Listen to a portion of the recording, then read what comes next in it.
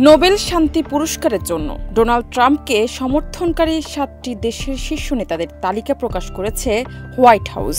এই তালিকায় আর্মেনিয়ার প্রধানমন্ত্রী নিকোল পাশিনিয়ান, আজারবাইজানের প্রেসিডেন্ট ইলহাম আলিয়েভ, গ্যাবনের প্রেসিডেন্ট ব্রাইস অলিগুই ইনগুয়েমা, ইসরায়েলের প্রধানমন্ত্রী বেনিয়ামিন নেতানিয়াহু, কম্বোডিয়ার প্রধানমন্ত্রী হুন মানেত, রুয়ান্ডার পররাষ্ট্রমন্ত্রী অলিভিয়ার নোহদিঙ্গিরেহে এবং পাকিস্তান সরকার অন্তর্ভুক্ত হয়েছে।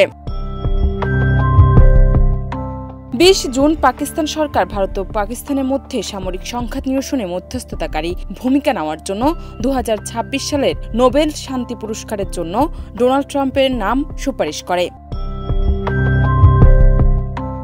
এরপর 8 জুলাই ইসরায়েলের প্রধানমন্ত্রী বেনিয়ামিন নেতানিয়াহু শান্তি ও নিরাপত্তা নিশ্চিতকরণে ট্রাম্পের অবদানের জন্য তার নাম সুপারিশ করেন। এরপর 7 আগস্ট কম্বোডিয়ার প্রধানমন্ত্রী হুন মানেত কম্বোডিয়া ও থাইল্যান্ডের সীমান্তে শান্তি ও স্থিতিশীলতা পুনরুদ্ধারের গুরুত্বপূর্ণ ভূমিকার জন্য ট্রাম্পের নাম সুপারিশের কথা জানান।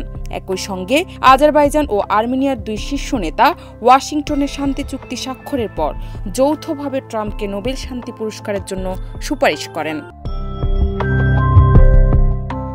এই সমর্থনের মধ্য দিয়ে বোঝা যায় আন্তর্জাতিক মহলে ডোনাল্ড ট্রাম্পের মধ্যস্থতাকারী ভূমিকা বিভিন্ন ক্ষেত্রে প্রশংসিত হচ্ছে এবং তার শান্তি প্রতিষ্ঠা অবদানকে স্বীকৃতি দেওয়ার দাবি জোরালো হচ্ছে। তবে এই বিষয়ে সমালোচনা রয়েছে, যেখানে কেউ কেউ তার পদক্ষেপগুলো বিতর্কিত বলেও আখ্যায়িত করেছেন।